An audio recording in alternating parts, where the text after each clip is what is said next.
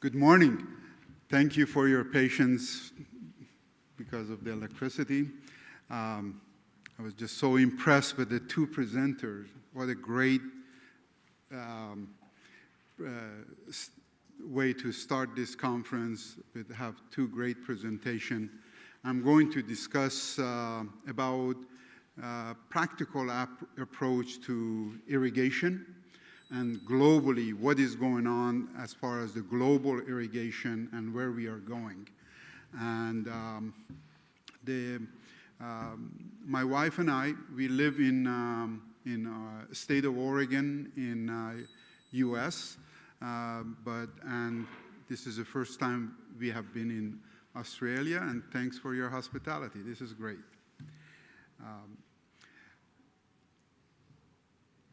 Just a little bit about what I do. I started starting in early 1980s, developing engineering company, sensor technology company, energy, smart energy companies, and so on. And then we are one of the largest global leader in irrigation engineering and design. We have done so far around the world over 2,000 large scale irrigation development.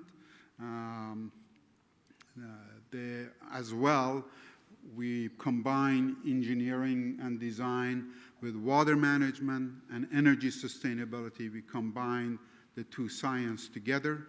We are one of the largest provider of water management technology in Western United States. And in 2011, I sold our companies to Lindsay, which is between Lindsay Manufacturing of Center Pivot Irrigation System and Valmont Irrigation System. They have the 80% of the global market in mechanized irrigation. I have offices in state of Oregon, Washington, Idaho, Brazil, Russia, Thailand, and I work, as I said, throughout the world. I apologize for this. When I send that PDF, didn't work. But what we do, really a turnkey solution. What we have seen, the farms are getting bigger, becoming more complex, and what they need is a turnkey solution, from engineering, design, tender, construction, to development of a irrigation system, to pumps, and then water management on the other end. Here's the problem we see around the world. Today, this Thursday today, there is 300,000 people are born today. So in next 20 days, we will have let's see, the population of Australia. So you multiply it by next 60 days, next 2 months, we will have a population of Australia are born every 2 months. So roughly between 90 to 100, about 130 million people are born in every year. So there is 30, 40 million people die. So net between 80, 90 to 100 million. I'm an engineer, so I'm going to round it, so everything is rounded. 100 million people are born. This is the most challenging issue we have, and that's why I was so interested in the presentation about GMO and your presentation about the new technology, because without those advancements in technologies, the world is in the world of hurt. 25,000 people every single day die of starvation today. 25,000 people die from lack of drinking water. And if lots of you, I know in Australia, especially farming community, you travel, as I do, and we see it with our own eyes. Roughly, there is 4.9 billion hectares of agriculture, which include pasture ground and so on, and about 1.4 billion hectares is arable, so row crops and so on. to meet the demand, in 2011, we hit 7 billion. We are at 7.4 billion as of today. And to meet the demand of the world for food, we need what we call 2 Earth to do that, next 20, 30 years. This doesn't take that much time. I did this presentation with a bunch of engineers, and somebody calculated, how do you know it's not 1.8 billion or 1.8 Earth? I said, no, you must be an engineer. This is a metaphor, it's not real. But we need lots of improvement, and I believe Australia, some of the countries around the world have a big role to play.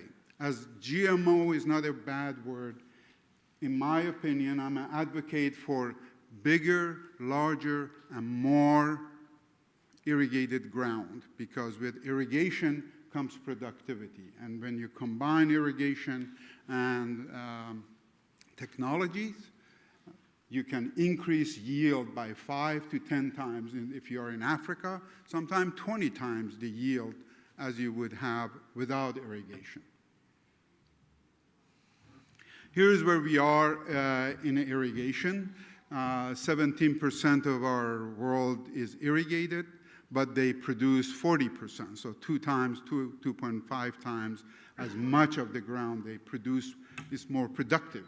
And especially today, you don't have to deal with the drought issues and other issues which bring certainty. 90% of the world's water is used for agriculture, irrigated agriculture. And that is, as we saw the presentation about GMO, we are under the microscope. People are paying attention. For example, I live in Eastern Oregon. One of my farms uses more water than the city of San Francisco, for example. They use lots of water. But the fact is, farmers don't drink it. People drink, it's watermelon, it's potatoes, it's oranges, and all of that. We transport water for people to feed people, and we do need to do more of it. Flood irrigation is the most widely used system in the world, which is probably the least efficient. You can make it as efficient as anything, but as it is practice is not very efficient. Groundwater, the use of groundwater in lots of areas. We use groundwater to irrigate, but everywhere we look, the groundwater are declining, and people are not doing anything about it. And I could talk about how in our area we are reversing the decline of groundwater. There are technology around that. So global efficiency of irrigation is 38%. If the way we practice it is over 90%. So we have a lot more to go. The demand of the market, biofuel, ethanol, creation of ethanol from sugar beets and sugar canes and biofuels, which you need tens of thousands of hectares, is really creating demand. Environmental improvement, creating demand for irrigation, food requirement, and water use efficiencies. Here's what we see. Again, as I mentioned, I work throughout the world. I travel all the time. There hasn't been any country that I haven't been working with. But what we see, if Australia doesn't do it, or US doesn't do it, doesn't mean it's not happening anywhere else. This demand, you need to meet the global demand for food, you need roughly about 10 million hectares of irrigation every single year just to keep even with feeding the world. 10 million hectares. So and we are not doing that. As a matter of fact, the reverse is true. We are taking, if you come to US, we take 500, 600, 700,000 hectares of irrigation out agriculture and becomes subdivision and homes and so on. And this trend is happening in China, it's happening in India, it's happening in Europe. I'm sure it's happening here too, but we are blessed here with more land. The trend is toward large irrigated farms. The era of small farming, at least the way we perceive it, is over. More larger farm, more integrated, more consolidated farm is what we see. More market-driven, that the farmers own the supply chains.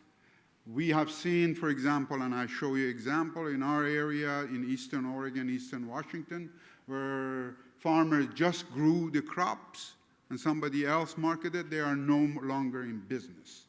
And the farmers, successful farmers that grow it, partner with the food processors, or they own part of the supply chain, are thriving and expanding. Well-engineered system. It used to be that you go to a dealer, local dealer, and so on, but they are not capable of developing a good, well-engineered system in a large-scale setting. So unless you can, a good, well-engineered system, it allows you to also manage water and manage energy in the farm. Extreme reliance on technologies and producing highest yield is the new trend we see in this large-scale development, and I'll show you some example. Surprisingly, they pay tremendous attention to sustainability, conservation of water, energy, fertilizers, and so on, as a basis of their economy, and more crop diversifications. One or two crops is not cutting it anymore, so more crop diversification is what we see. And the area that are successfully developing this larger scale rely on partners with the food processing and as an engine of our economy, which is what satisfies some politicians. Just a little bit about irrigation in the USA. Almost 25 million hectares is irrigated in the US, and they're all in the western US. What we call California, Texas, Nebraska, Idaho, and Oregon and Washington are the highest irrigated farms in the US. About 83% of the irrigation are in this western US, and surface water is the primary use of water in the West. One thing I have to mention, US didn't become US. I do talk about hydraulic civilization. For over 100 years, United States built one dam per day. So we are fully developed as far as our water resources, where China, or India, or other places around the world, they're just beginning to do this. So when there are Googles and Intels of the world, there are reasons why they're there, because they don't have to worry about where the food comes from, and that gave a huge advantage to the United States when they became the new hydraulic civilization, and that based on that development of water, they have really grown and expanded. And here's where we are. We are right on the coast of Pacific Ocean. Oregon and Washington, Eastern Oregon, Eastern Washington are one of the area. Lots of you may have been in the US, go to California and so on. I invite any of you, come and visit us, because this is one of the most diversified, mechanized, technologically focused area in the United States. We grow somewhere around 80 different crops, probably 200 varieties of crops, so it's very, and also as well, we produce the highest yield of any crop in the U.S. happens in this area of region of eastern Oregon and eastern Washington. Very dry area, about 150 millimeter of rain, but reliance on irrigation. For example, for some of you farmers, you want to know, 22 tons of corn per hectare, potato 100 tons per hectare, and wheat about 2 tons per hectare, which is, as I said, 20 tons per hectare, which is among the highest in the U.S. 80% of everything we grow is exported, and mainly around the world. Here's the area that I believe personally, is a global model which has evolved last 40, 50 years. As you can see, in the middle is what we call Columbia River, which every farmers, they have their own system, so it's a non-governmental developed, and as a result, people pay their own system, their own ways, and as a result, they become very, very efficient. There is 700,000 hectares in Washington State, 800,000 in the Oregon side. Our office is related, as you see, the star is where our headquarters is, and as you can see, the different color denote the different size of the farm, between 5,000 hectare average irrigated farm. High lift from Columbia River, some relying on the deep well as well, sometimes 300, 400, 500 meter deep. But the ownership is individual and non-governmental. We grow, as I mentioned, many varieties of crop. The one in the Oregon side, which is on the south of the river, is this area here. It's about 100,000 hectare of irrigated farm. It generates about $1.8 billion per year in production. So about $18,000 per hectare, because everything we grow is also processed, packaged, and exported. Here's some sample engineering design that we are involved. This is a 47,000 hectare in Sudan.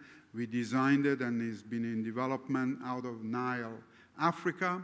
We have many projects in Africa, Ethiopia, Rwanda, Kenya, you name it. Africa is becoming a big area.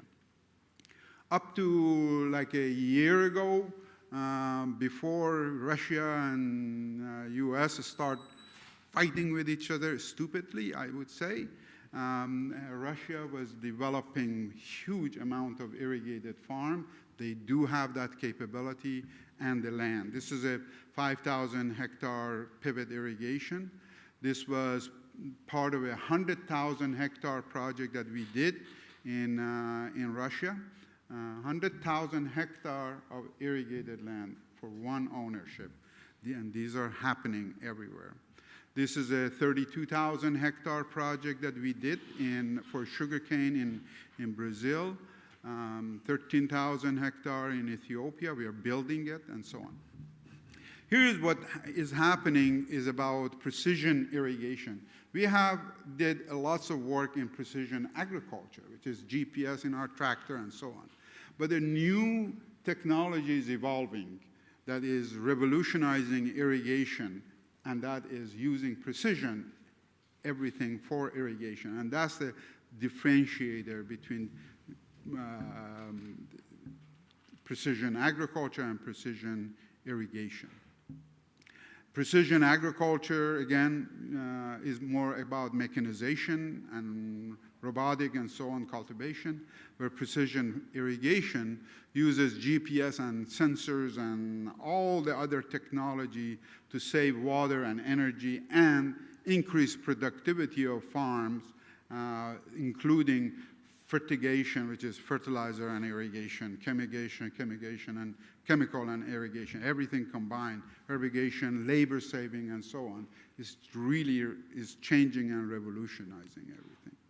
When you look at some of the elements of that precision engineering and design, which I mentioned, and sensor technologies, real-time moisture data, weather data, anything of that nature, conservation of water, and which is generally labor-saving, weather and crop modeling, moisture sensor, variable frequency drive, variable rate irrigation, and variable fertilizers and everything. These are all becoming normal part of irrigation, but is increasing as well. On the precise irrigation design, here's a sample. This is a top one, is a 15,000 hectare project, generates somewhere around $500 million per year. Here's the booster station for that one is about 14 megawatt pumping stations, massive infrastructure. They use somewhere around $8 million per year, or $1 million per month, or $2 million per month is the power bill. But they are very diversified, very profitable. This is in eastern Oregon. They pay attention quite a bit on the screening, making sure they're environmentally sound so they don't take algae and as well as fish and aquatic life. So these are, we spend lots of time on aspect of clean filtration, screening, and so on. We utilize the new trend in big irrigated agriculture is not to enter the field. You don't have to, today with the automation and some clever design, you can do it so you don't have to go back and forth inside the field. So we have developed this technology called cluster design, where 4 or 5, like in this case, center pivot, they could all be, all the power is outside the field, all the filtration, automation, chemigation, and all of that are outside the field. So you don't have to enter it, going from field to field to field to field. You carry disease, food safety, and all of that. These are the new trends that we, again, that map I showed, we practice religiously. Variable rate irrigation, again, we used to irrigate all of our field same way. You can vary your irrigation in one field. It doesn't matter if it is 50 hectare or 100 hectare, in thousands of new ways. And by the way, thank you, Australian, you lead the world because lots of this technology was developed, variable rate irrigation, which combine each nozzle combined with a GPS, so you can vary in an odd shape, different soil, different crop. All of that the technology was developed here, and we bought your company. Thank you very much. And we are selling it around the world. So this is where you can see here, the sprinkler is off. You can manage every single sprinklers. So now your efficiencies are in 95, 98%. It's equal, a pivot, a mechanized irrigation is equal to drip irrigation. Here's where you can, again, define any odd shape, and your sprinklers will be able to irrigate based on any odd shape in the farm. You don't have to be a straight line. This is, you can see, again, some of the different soil texture, different water. Here's a good example where is in this river or creek, we call it. What do you call this in Australian? Creek? Okay. You don't have to, even curvy area, you can map it and it will irrigate. So now you could do this kind of thing, so you don't have to put fertilizer in that. Before, you have to pollute the fertilizer and groundwater and so on. So Also, it increases water availability and saving of water.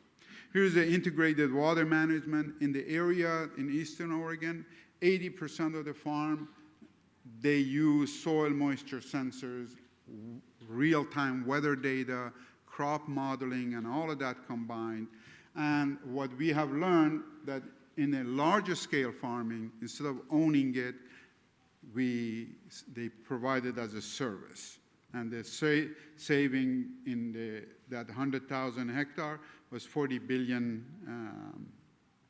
And here's some of the soil moisture sensors, real-time weather, which create crop modeling, the data, flow metering, and there is no farm that doesn't use aerial, infrared, and multi-spectrum. They've done it for 30 years. Technology, weather controlling and managing 5, 10, 20,000 hectares with a cell phone is with one person. We are doing it now.